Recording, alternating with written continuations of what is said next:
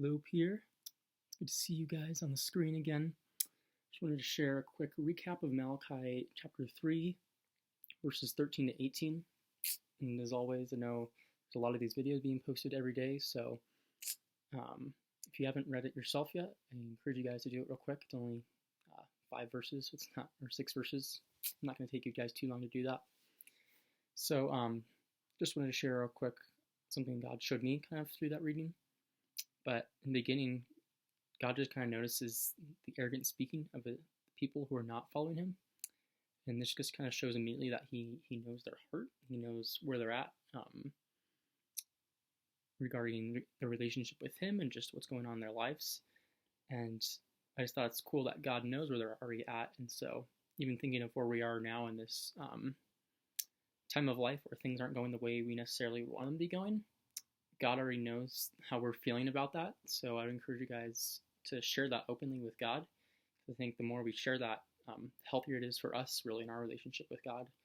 God definitely already knows it. So there's no really fear in sharing that if God already knows where we're at with that. Something else I wanted to bring up is just the fear of the Lord brings his people together. Kind of moves on to that next section. And there's just this phrase, the scroll of remembrance is written in his presence.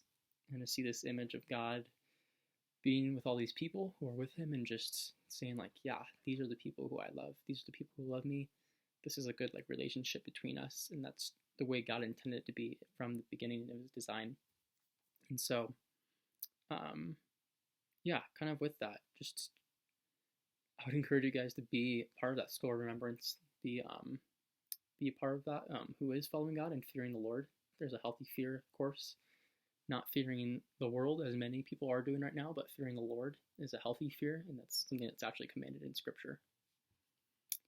And yeah, kind of lastly, there's a distinction between the wicked and the righteous that he makes at the very end. And just again, as God knows our heart and where we're at, he also knows who is wicked and righteous. And kind of with that, he knows who's following him and who's really loving him.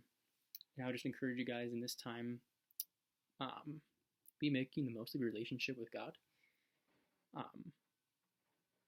was almost thinking 20 years from now, what will you be thinking of this time? How did you respond to this? I think it's going to be pretty powerful to look back at. And if you do choose to follow God more closely this time, it's going to be a decision that lasts with you for the rest of your life. And yeah, I just encourage you to make the most of this time in your relationship with God, and also make the most of your time in youth group right now. Whether you're a senior and that time's coming to an end soon, or you're just kind of brand new in it still, be making the most of your time in youth group with this position of just all these people caring for you at once. It's a pretty unique time of life. And yeah, for those of you who are reaching out to staff and students and friends and parents on a regular basis, I would encourage you guys to keep doing that. And for those of you who haven't maybe reached out in that way regularly yet, I would encourage you guys to do that as much as you can, because there's so many people here who want to care for you, but it's hard to know how to care for you unless you share that with us. So please feel free to reach out with any questions you guys have, what you're reading, or what's going on in your relationship with God, or any concerns you have, or any pain you're feeling, or any joys you're experiencing. Feel free to share that with us so we can do that together as a community.